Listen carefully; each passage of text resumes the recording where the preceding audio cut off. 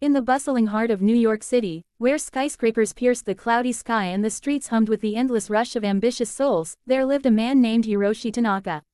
To the outside world, he was an enigma wrapped in simplicity. Hiroshi had arrived in the city a few months ago, renting a modest apartment in a quiet neighborhood far from the glitz of Manhattan. He dressed in plain clothes, faded jeans, worn sneakers, and a simple gray hoodie that hid his sharp features. His hair was unkempt, and he carried a backpack that looked like it had seen better days.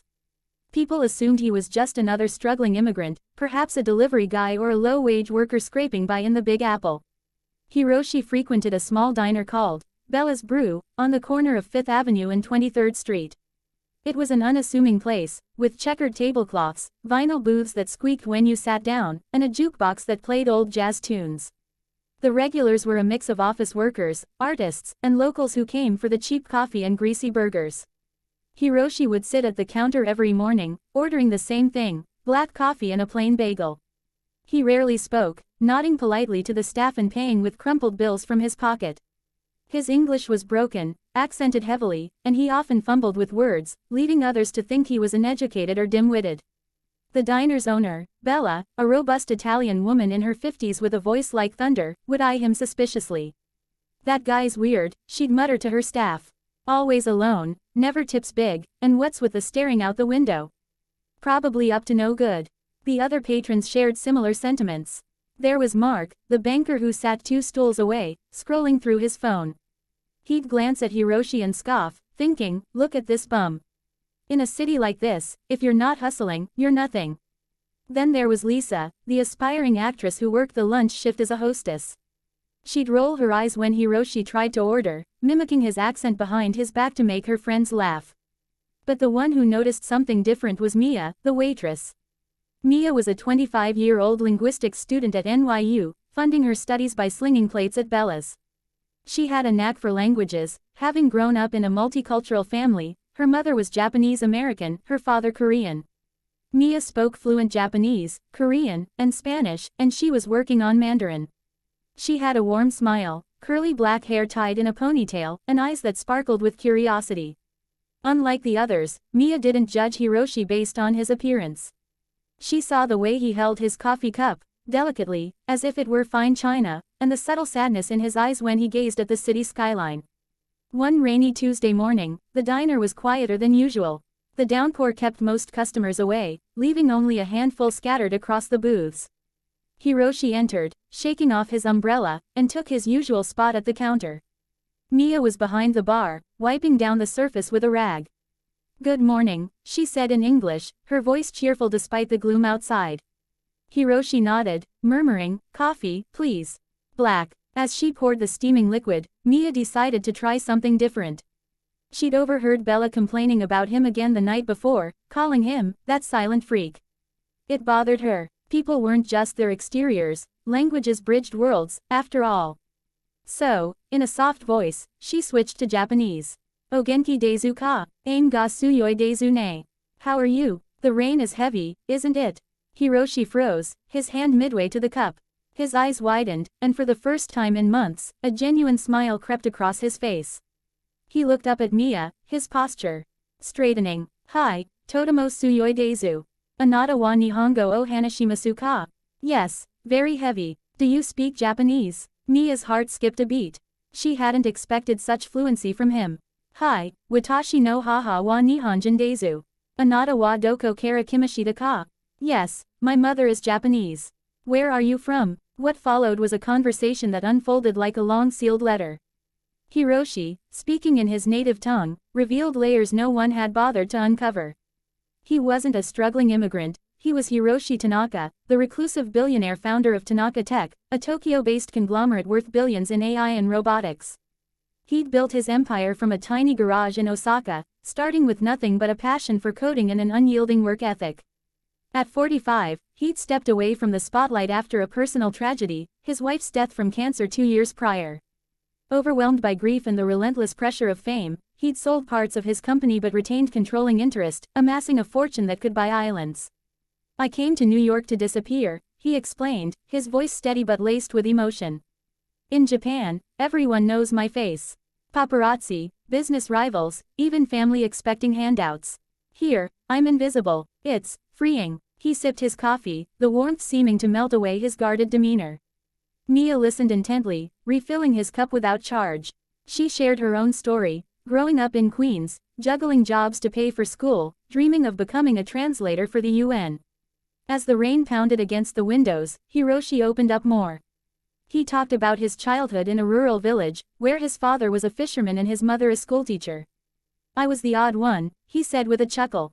Always tinkering with broken radios instead of playing outside. My parents sacrificed everything for my education.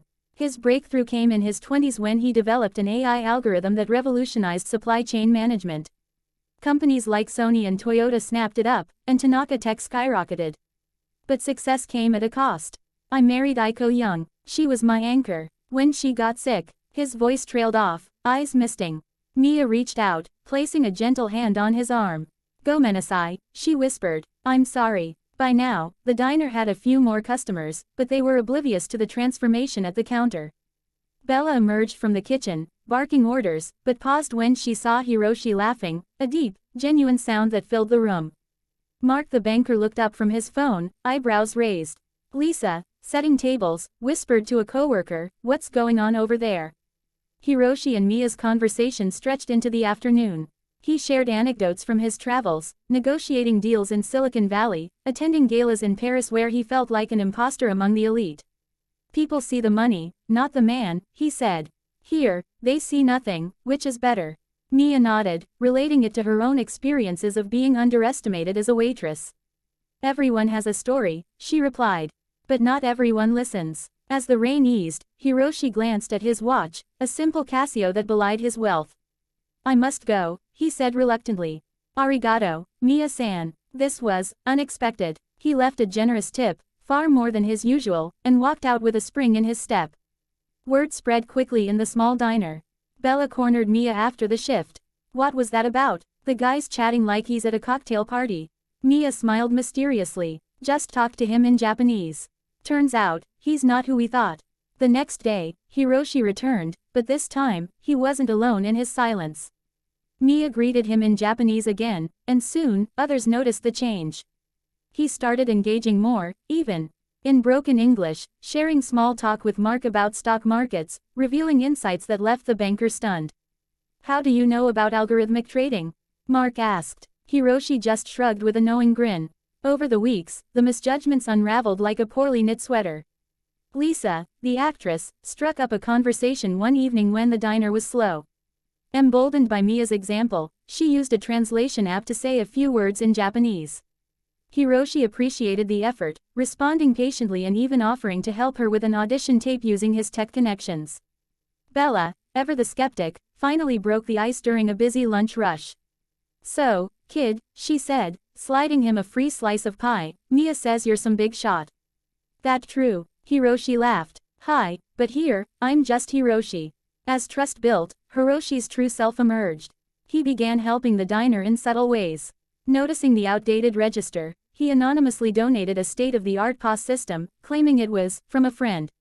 When Mia mentioned her tuition struggles, he set up a scholarship fund through his foundation, insisting it was coincidental. The patrons, once dismissive, now sought his advice. Mark discussed investment strategies, learning that Hiroshi had quietly invested in startups that became unicorns. Even the cook, a burly man named Tony, bonded over Hiroshi's stories of Japanese cuisine, leading to a fusion menu item, sushi burgers. But the real turning point came during a citywide blackout one stormy night. The diner was packed with stranded locals seeking shelter. Power out, candles flickering, the mood was tense. Hiroshi, calm as ever, pulled out his phone, a prototype from his company with satellite connectivity.